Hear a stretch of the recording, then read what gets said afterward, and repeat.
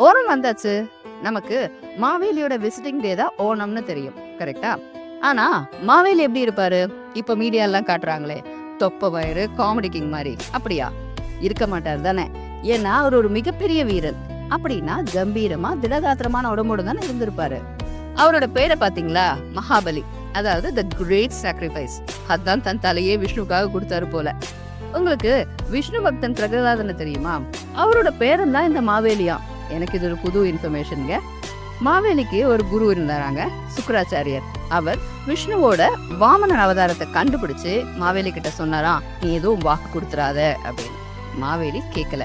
குரு என்ன பண்ணாரா, ஒரு வண்டா மாறி அந்த தண்ணி கொடுத்து தானத்தை உறுதி பண்ணுவாங்கல்ல, அந்த நேரத்துல அது உள்ள போய் பாத்திரத்துக்குள்ள போய் ஒளிஞ்சுக்கிட்டாராம். தண்ணி வராம பாத்துக்கிட்டாராம். இதை புரிஞ்ச வாமனன் ஒரு புல் எடுத்து அந்த வண்டை குத்தி அது சுக்கராச்சாரியரோட ஒரு கண்ணை குத்தி குருடாக்கி விட்டுடுச்சான்.